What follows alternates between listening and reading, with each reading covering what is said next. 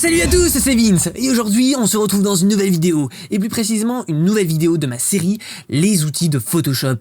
Et oui, c'est une fois par semaine et une fois par semaine je vous explique une fonction, un outil de Photoshop en détail. Voilà, parce que Photoshop c'est un truc, quand on ouvre le logiciel pour la première fois finalement, il y a plein de petits boutons partout et on sait pas à quoi correspond quoi et ça regorge d'options que la plupart des gens survolent finalement le potentiel de Photoshop, mais on peut faire énormément de choses et on peut apprendre énormément de choses dans ce logiciel.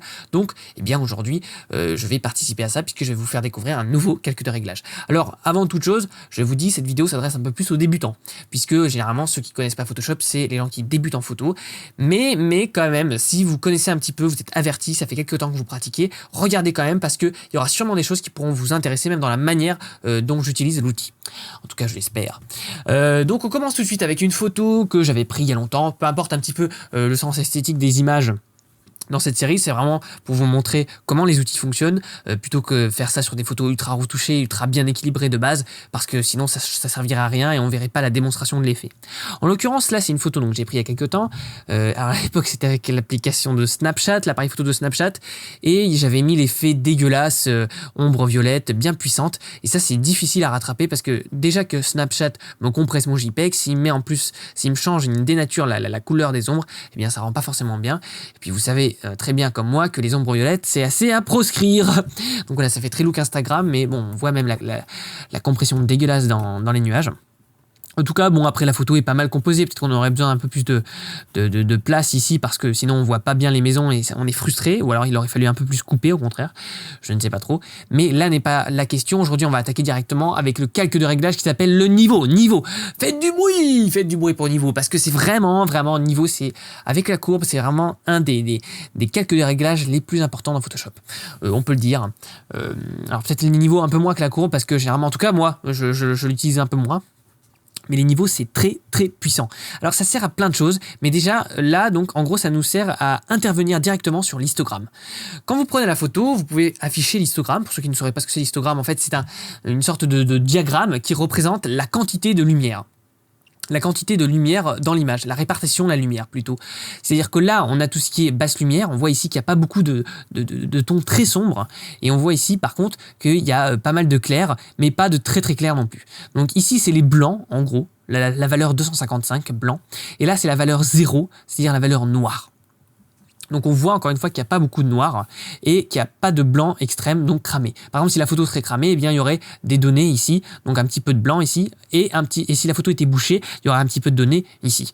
Et là, on va pouvoir donc venir retoucher en direct l'histogramme. Alors quand on va le toucher, il ne va pas bouger physiquement.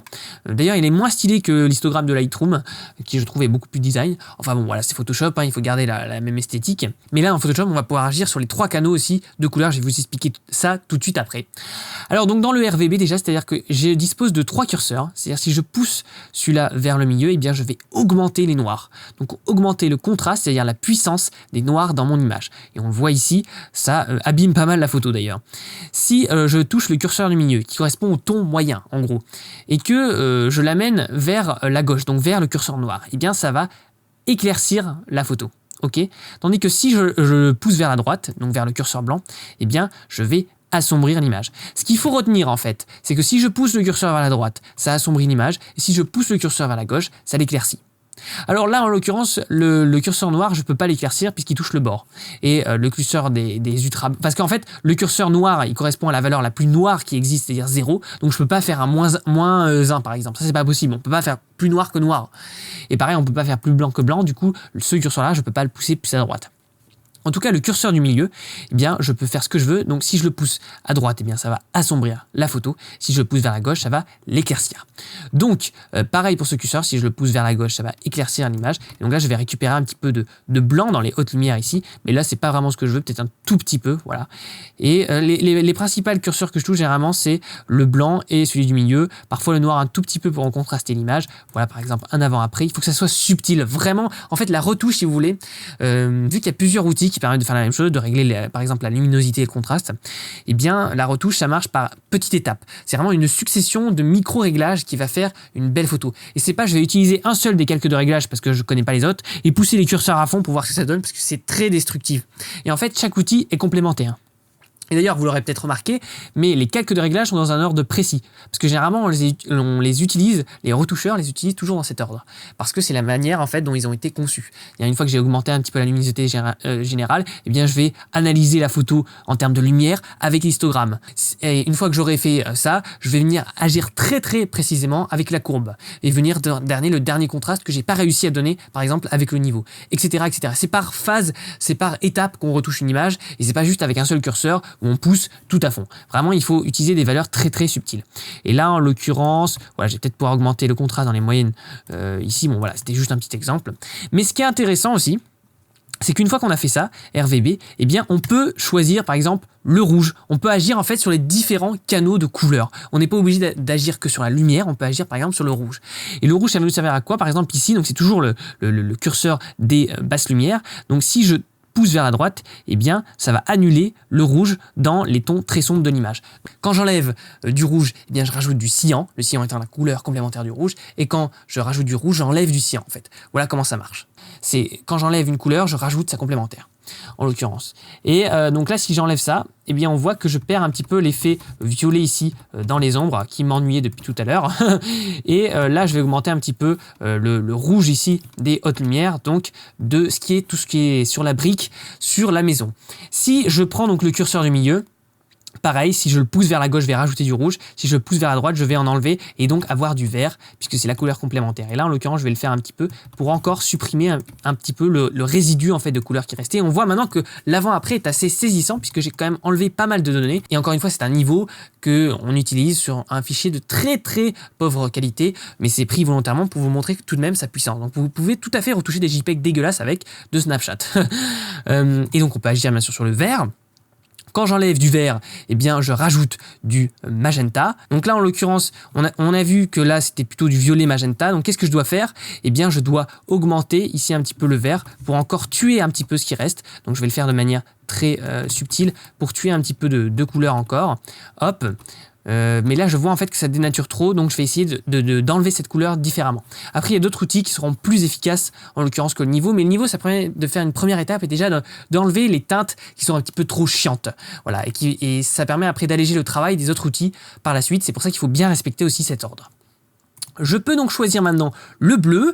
Le bleu, pareil, le niveau bleu, il est très très puissant. Je l'utilise très souvent dans mes compositions. Et généralement, le curseur de droite, donc des hautes lumières, je le rappelle, j'augmente toujours parce que ça donne un très bel effet. Ça bleuit vraiment le ciel, par exemple là ici qui était trop jaune.